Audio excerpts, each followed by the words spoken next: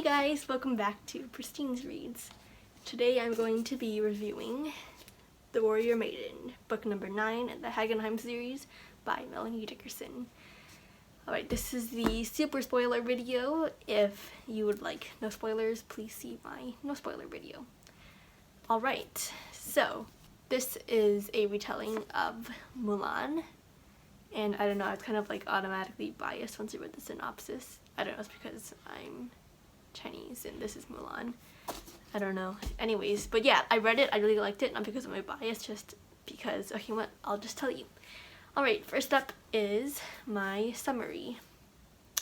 Alright, like I already said, this is a retelling of Mulan. And we start out with meeting Mulan, the daughter of Mikolai, a soldier in Lithuania. And Mulan was born to Mikolai out of wedlock while Mikolai was fighting away in the Orient.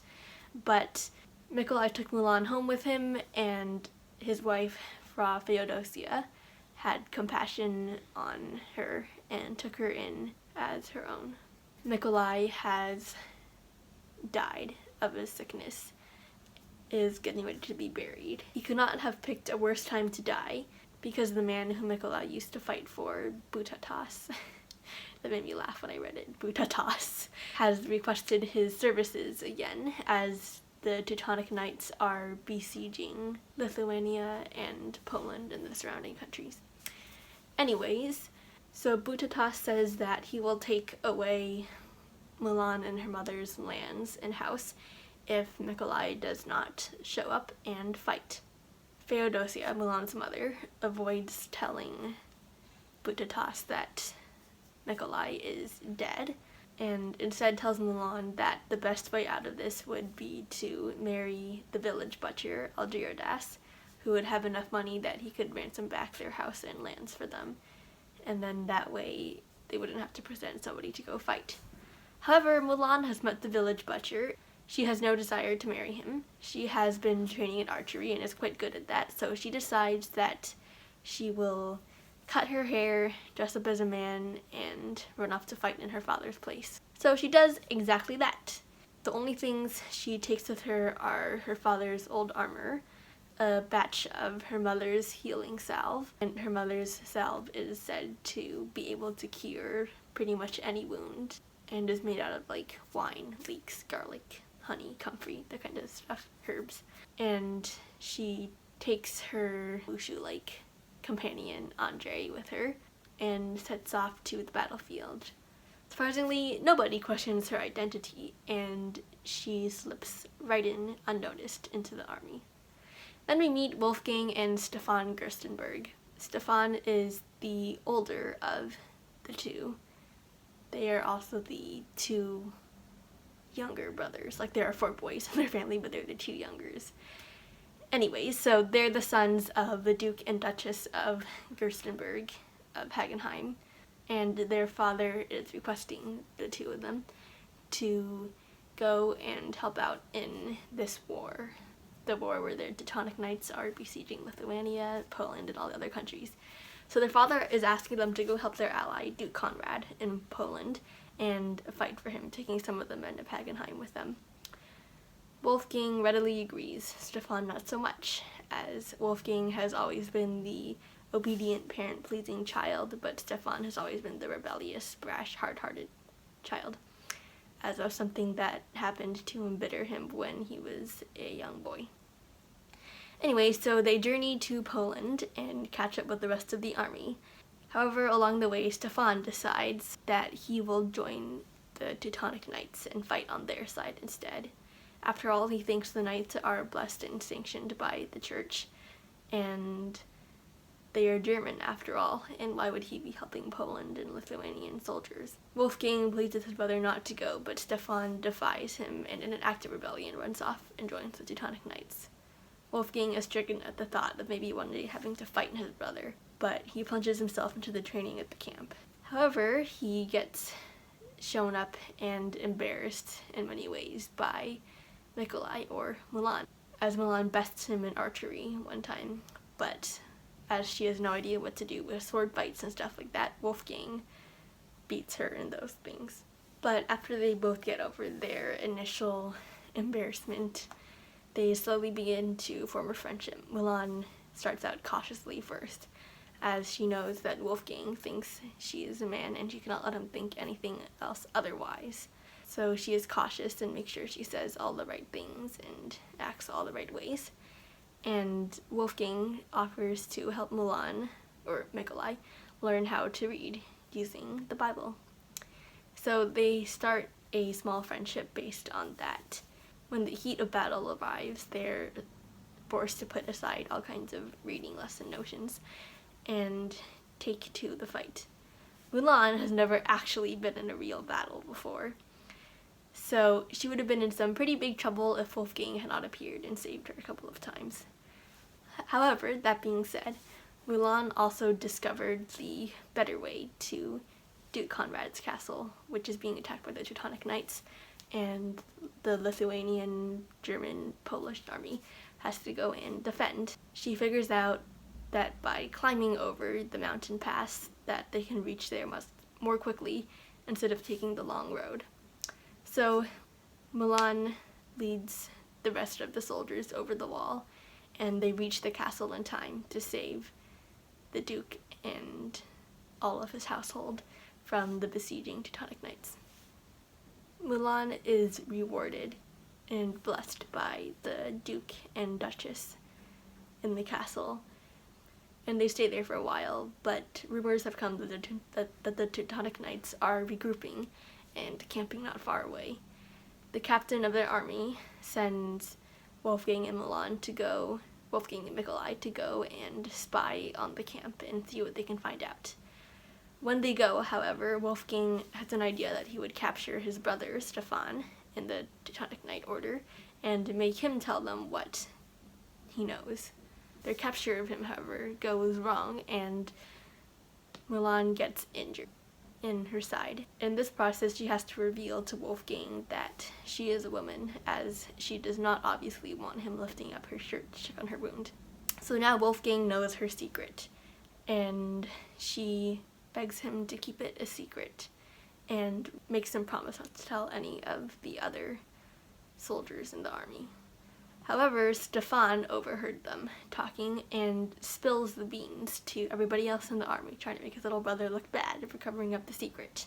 Of course, the entire army is shocked and everything, as they had no idea that Mulan was a woman. But however, Wolfgang and the Duke, who was especially impressed with Mulan, stand up for her and defend her. So Mulan is now lauded with great deeds and feats, accomplishments, but however, at what is supposed to be the peak of her life, now receiving all this praise and glory, she receives news that her mother, Theodosia, has been captured by the leader of the Teutonic Knights, Restorff. And Restorff is in humiliation because Mulan helped beat his entire army and sent him packing. The Duke cannot send his entire army with all of his soldiers because he had signed a treaty of peace with Restorff, and to send his army would be violating it. So Wolfgang, Mulan, and a couple other trusty soldiers head out to the castle. When they arrive there, the Teutonic Knights seem almost nice, as they believe they have been blessed and sanctioned by the church to carry out their twisted worldviews and aspirations of country domination. So the Teutonic Knights are acting like monks and everything. And meanwhile, Stefan has escaped, and Wolfgang finds out that he is now at the castle where he and Mulan are. So Restorff tries to accuse Mulan's mother of using sorcery and witchcraft to create her healing salve. In reality, which is just some herbs, oxgall, and wine. Nothing special. But it works. However, Restorff and his men can't accept the simple explanation and must demand that she is to be tried for witchcraft and sorcery. Of course, since this is Restorff's castle, it is Restorff's laws, and he decrees that Theodosia will be burned at the stake if nobody else can save her. However, Theodosia decrees trial by combat, in which it is thought that God would signal the favor of the trial and the outcome of it by having two combats from each side fight each other, and whoever won would win the entire trial. None of the Teutonic Knights, of course, are willing to fight for Feodosia, so Mulan offers to do it for her mother. But Wolfgang, however, knows that Mulan cannot do it, as she will get killed with her poor swordsmanship and horsemanship and everything else, so he says that he will do it.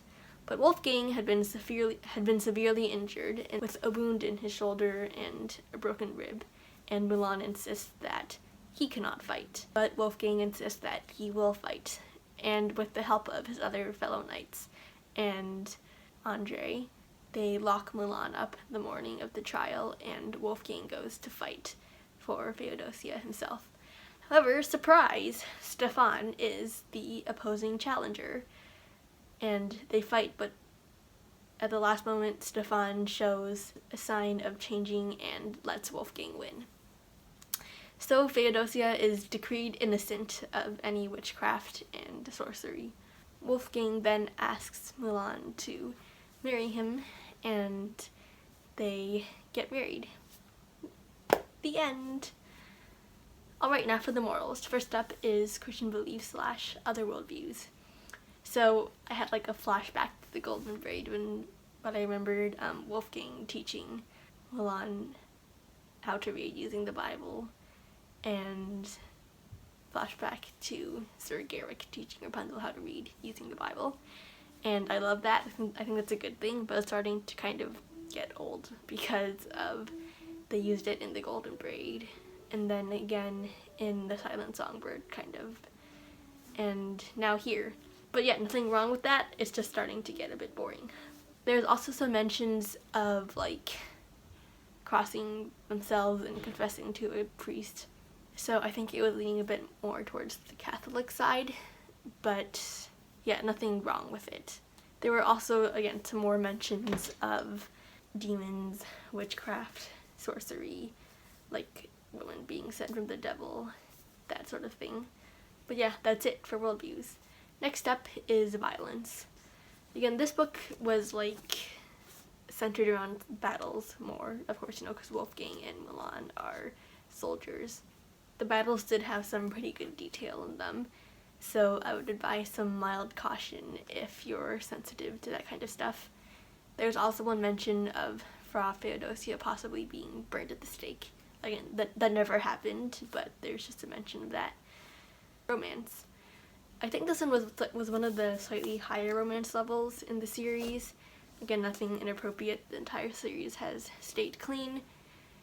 There are some other things, however, that I think parents, if you're looking to maybe get this book for your kids, you might want to read. I'm gonna put them in the description, so you can take a look at those. But yeah, I'm not gonna talk about it here. Look in the description. Okay, next up is my rating and recommended age level. I'm gonna rate this 5 stars. I think it was one of the better done books in the series. It had like a killer amount of suspense and action. I read like 3/4 of it in one sitting and would have finished the entire thing in one sitting, but it was dinner time. So yeah. But anyways, I loved this so much. Next up is The Piper's Pursuit. I'm gonna boot my age level up 1 year to 14 to 15 plus. I think because of some of the added mentions of witchcraft and sorcery, and also some of the other things that I'm putting in the comments. But yeah, anyways, I loved this so much. Can't wait to read the rest of the series. This July cannot come soon enough when The Peasant's Dream gets released. I can't believe it's the last book in the series, so sad. Anyways, mini rant over. Alright, thanks for watching, guys. Bye!